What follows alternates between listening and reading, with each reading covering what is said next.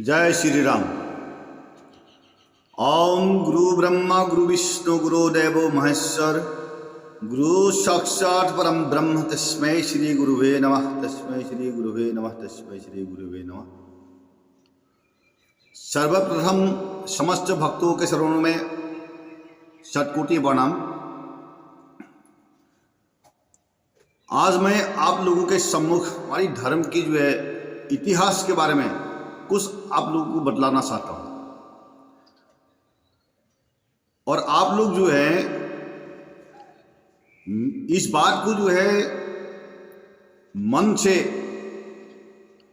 अच्छी तरह इसको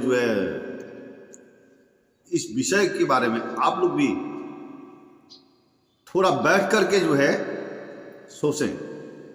आप क्या है अपनी वैदिक धर्म से, अपने स्वधर्म से क्या है दूर होते जा रहे हैं। इसका कारण मैं आपको बतलाता हूं, सुनिए। इसका मुख्य कारण है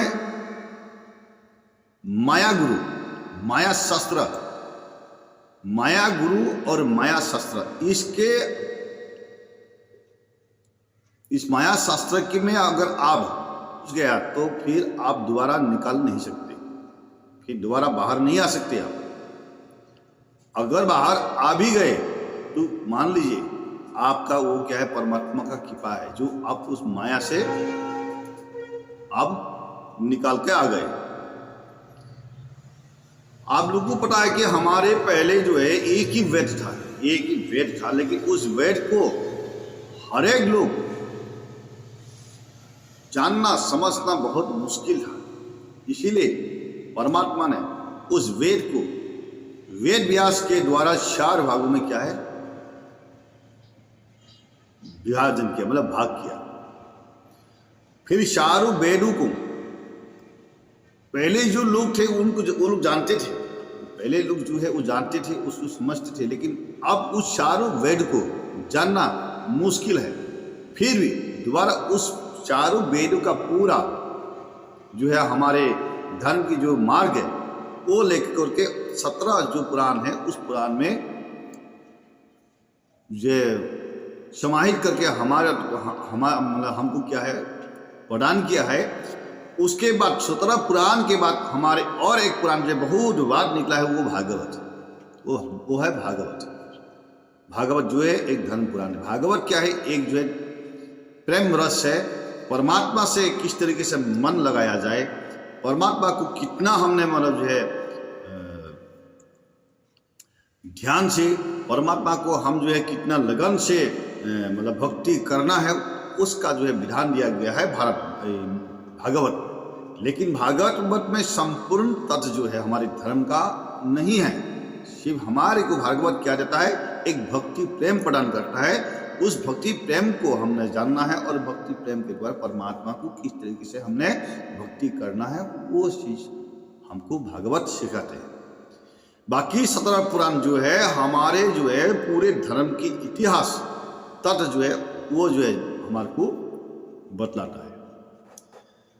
अभी सबसे पहले हमारे सनातन धर्म में एक नारा लगा हुआ है कि मूर्ति पूजा नहीं करना है, मूर्ति पूजा करना पाप है, मूर्ति पूजा करने से कोई फल नहीं होगा, मोक्ष प्राप्त नहीं होगा, मुक्ति मिलेगा नहीं। इस तरीके से एक नारा लगा हुआ है। और नारा एक लगा हुआ है कि शिव पूजा नहीं करना है, शिव पूजा करने से कोई फल नहीं देगा, वो एक देवता है, वो परमात्मा नहीं है। वो शिव क्या है, जो हमारे रजगुण, सतगुण और तमगुण 3 गुणों के अंदर ही है, वो बाहर नहीं है। इसीलिए देवी देवताओं को भी पूजा नहीं करना चाहिए, क्योंकि देवी देवता को जो परमात्मा नहीं है उनको पूजने से आपको कुछ नहीं मिलेगा। और इस तरीके से प्रसार किया जा रहा है।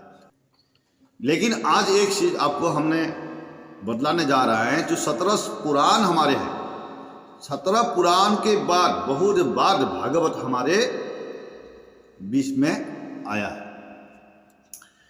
तो अभी हम 17 पुराण की बात हम करते हैं। 17 पुराण में भागवत पुराण से पहले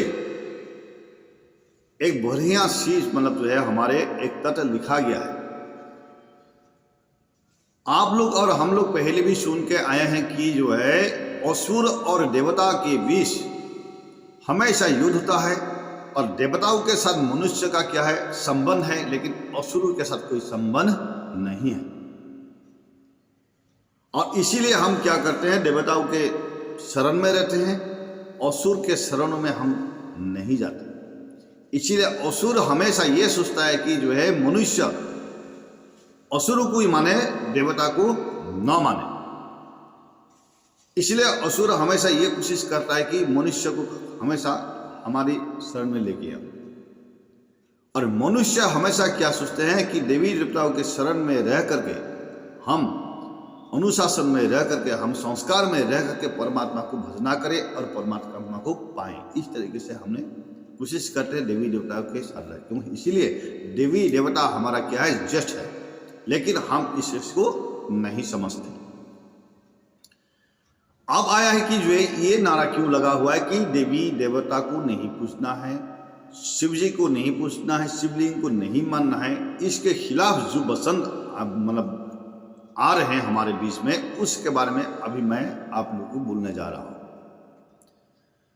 सबसे पहले मूर्ति पूजा नहीं करना है, देवी देवता पूजा नहीं करना है, ये नारा लगाने का मूल कारण है शिव जी पूजा से, शिव पूजा भगवान से क्या है करें, दूर करें। ये जो है मेन मकसद है किसका। अब बढ़िया से सुनिएगा, नहीं तो फिर जो है आप उल्टा उल्टा समझेंगे। फिर बढ़िया से गौर से सुनिएगा।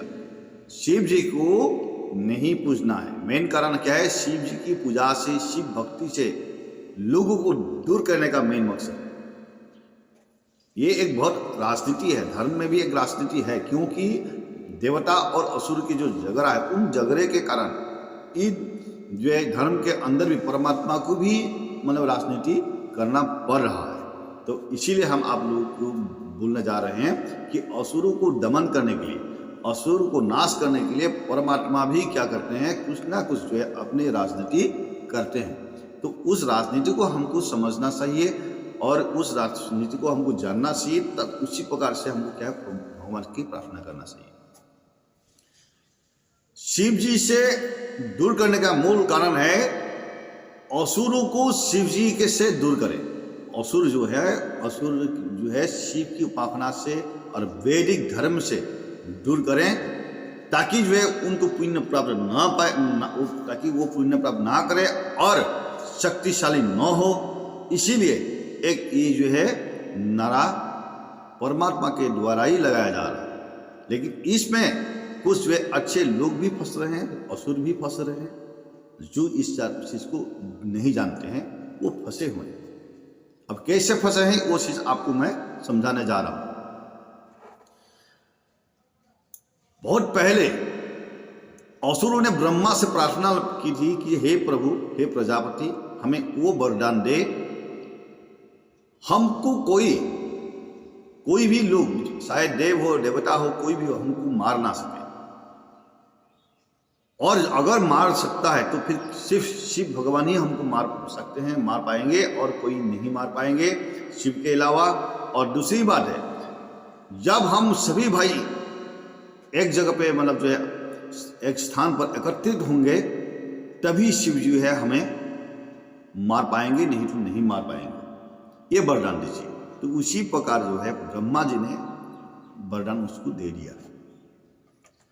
फिर उन्होंने, असुरों ने गुरु के पास गए, गुरु ने बोला तुमने जो वरदान लिया है वो तो सही है, लेकिन आज से तुम लोग क्या करो, वैदिक धर्म को अपनाओ। असुर की जो धर्म है उसको मतलब जो है क्या करो, त्याग करो और वैदिक धर्म को अपनाओ।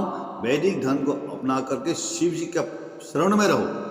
तब क्या करेगा, सब शिव जी प्रसन्न रहेगा। शिव जी जब तक प्रसन्न रहेगा तब तक तुमको कोई नहीं मार पाएंगे, और जितनी देवता है वो क्या है, शक्ति विहीन हो जाएंगे, और तुम लोग शक्तिशाली हो जाओगे, और देवता क्या हो जाएंगे, फिर जो है अपना पराजय स्वीकार करेंगे। और जितनी भी मनुष्य, जितनी गंधर्व जो भी है, वो क्या है तुम्हारे शरण में रहेगा। इसीलिए तुम क्या करो, शिव जी के शरण में रहो, शिव जी की पूजा अर्चन बंदन करो और वैदिक धर्म को अपनाओ। और ये करोगे तो तुम क्या है विष्णु से भी कृपा प्राप्त करोगे और शिव जी से भी कृपा प्राप्त करोगे। तब क्या हो जाएगा, देवता कमजोर पड़ जाएगा। तो ये जब ऐसे बोले, इस तरीके से उन्होंने जब गुरु ने जब उनको शिक्षा दी, तो उसी जो है प्रश्न को लेकर के पूरे असुरों ने वैदिक धर्म में आ गए और शिव जी के उपासना में लग गए। उसमें मनुष्य भी थे, दैत्य भी थे, लेकिन क्या है, जैसे वो लोग जो है इस धर्म में आ गए तो शक्तिशाली हुए, और उन्होंने क्या किया, धीरे धीरे देवताओं को स्वर्ग से दूर करने के लिए कोशिश की, और पूरे मतलब जो है 3 तैलियों में क्या उन्होंने क्या किया, सबको मतलब जो है परेशान करने शुरू कर दिया। जब परेशान करना शुरू कर दिया, उसके बाद जो है देवताओं ने हरि के पास गए, हरि को बोला, प्रभु हमें रक्षा करो, और इन दैत्यों को जब तक वैदिक धर्म से आप जो है नहीं हटाओगे, इन असुरों को जब तक शिव जी भगवान से दूर नहीं करोगे, जब तक इनकी धर्म में विनाश नहीं करोगे, विघ्न नहीं डालोगे, तब तक ये लोग जो है इसी तरीके से सबके ऊपर अत्याचार करते रहेंगे। इसलिए हे हरि, अब हमें रक्षा करो और इस ब्रह्मांड को भी रक्षा करो इन असुरों से। तब हरि ने आश्वासन दिया, किसको, देवताओं को, ठीक है आप लोग चिंता न करो, मेरा ही अंश कहाँ जाएंगे, धरती में जाएंगे, धरती में जा करके माया शास्त्र का प्रसार करेंगे, माया धर्म का प्रसार करेंगे, और उसी माया गुरु के द्वारा शिव जी की विरुद्ध धर्म प्रसार होगा। तब अपने आप पूरे असुर क्या हो जाएगा, दूर हो जाएगा। फिर ऐसा बोल करके जो है देवताओं को जो है आप भेज दिए, और हरि परमात्मा ने अपनी अंश से एक माया गुरु रचना की। माया गुरु के रचना के बाद माया शास्त्र रचना किया, और माया शास्त्र का ज्ञान माया गुरु को प्रदान किया हरि ने, और आज्ञा दे दिया कि तुम अभी जाओ, जा करके क्या करो, माया धर्म को प्रसार करो और वेद धर्म को नष्ट करो, ताकि जो है असुर उस धर्म से दूर हो जाए। फिर माया गुरु ने बोला कि प्रभु मैं जो धर्म प्रसार तो करूंगा, लेकिन इसमें जो शिव जी की पूजा अर्चन बंधन जो श्रेष्ठ जो मनुष्य जो कर रहे हैं, तो वो भी तो फिर जो है उनका धर्म में भी तो विघ्न हो जाएंगे, फिर उनको भी दिक्कत हो जाएगा, तो फिर मेरा पाप होगा, और मेरे अगर पाप हो जाएगा तो फिर शिव भगवान जो है मुझे माफ नहीं करेंगे, तो मैं कैसे इस धर्म को प्रसार करूंगा। तब हरि ने ये बोला कि तुम माया धर्म को प्रसार करो, तुम माया शास्त्रों को प्रसार करो, लेकिन शिव जी की उपासना जो करते हैं, जो हमारे मनुष्य मतलब जो है देवता जो अंश है, वो कभी वहाँ से नहीं हटेगा, वो हमेशा अपने स्थान पर रहेगा, क्योंकि उसको ये मालूम है, वो तत्वदर्शी है, वो ज्ञानी है, उनको मालूम है, सब कुछ मालूम है, वो जानते हैं, वो अपनी धर्म में अटूट रहेगा। लेकिन जितनी भी असुर है वो क्या हो जाएगा, माया के द्वारा उसको मोहित हो करेंगे, और मोहित हो जाएगा और वो निकल जाएंगे। इसलिए तुम इसके बारे में चिंता न करो। इस तरीके से क्या बोले, ये मायावीर गुरु को जो है हरि ने समझा दिया। तो मायावीर गुरु आने के बाद अपनी धर्म को प्रसार किया। सबसे पहले यही धर्म प्रसार किया कि मूर्ति पूजा जो है तुम न करो, ये सब ठीक नहीं है, और ये दिगंबर धर्म नहीं करना है, दिगंबर धर्म में कुछ नहीं रखा है, ये सब जो है झूठा है, ये शास्त्र झूठा है, तुम्हारा मुनि झूठा है, ठीक है। इस तरीके से मतलब उन्होंने क्या किया, मतलब बहुत कुछ मतलब जो है अपने माया के द्वारा समझाने के लिए कोशिश किए। तो इस माया गुरु के माया में नारद भी मोहित हो गए। इस मायावीर गुरु के मतलब जो माया में नारद भी मोहित हो गए, और नारद भी मोहित होने के बाद नारद भी उस गुरु के शरण लिया, क्योंकि हरि को पता था अगर नारद मोहित नहीं होगा तो नारद फिर धर्म कैसे प्रसार होगा। तो इसीलिए नारद को पहले मोहित किया गया है, फिर उसके बाद नारद ने इस धर्म को प्रसार करना शुरू कर दिया मायावीर गुरु के साथ। उसके बाद फिर मायावीर गुरु ने जितनी भी असुर थे, असुरों को जाके बोलने लगे कि जो ये जो वैदिक धर्म, तो सनातन धर्म जो मतलब आप लोग आचरण कर रहे हो, अपना रहे हो, ये सब गलत है, ये धर्म नहीं है, ये धर्म नहीं है। इस तरीके से परमात्मा को नहीं पाया जा सकता। परमात्मा को पाने का दूसरा जो है नियम है, दूसरा धर्म है, उस धर्म में आप लोग जाइए, इस पर कुछ नहीं मतलब रखा है बोल करके जो है उसने मायावी गुरु ने पूरे जो है असुरों को मोहित कर लिया। मोहित करने के बाद पूरे असुर जो है उस मायावी गुरु के शरण में मतलब अपना दीक्षा ले ली और पूरे जो है लोग जो है शिव जी पूजा से और वैदिक धर्म से क्या हो गया, अलग हो गया। तब जाकर के क्या हुआ, कुछ जो है शांति मिली मनुष्य को, इस संसार को शांति मिली और देवताओं को भी स्थान मिला। उसके बाद जो है जो भी असुर जो है शिव जी का विरोध किया, जो भी असुर जो है वैदिक धर्म के विरोध किया, उनका क्या हो गया, नष्ट हो गया।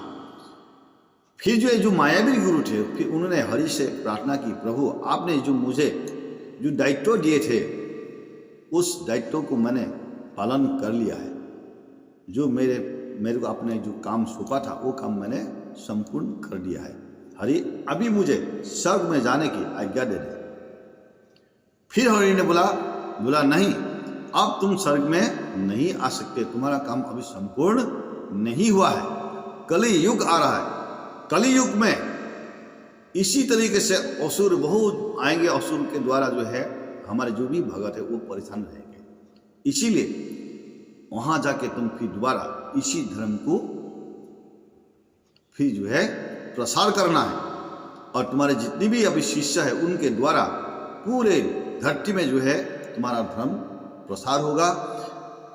और उसके बाद जो है कलियुग जब मतलब जो है समापन हो जाएगा, फिर तुम जो है स्वर्ग में पुनः आ जाइएगा। इसी तरीके से हरि ने फिर मायावी गुरु को समझा दिया। और आज कलियुग में इसीलिए जो है हमारे जो अभी नारा लगा हुआ है कि मूर्ति पूजा नहीं करना है, देवी देवताओं नहीं बसना है, वेद पुराण ये सब झूठा है, इस तरीके से क्या है प्रसार हो रहा है।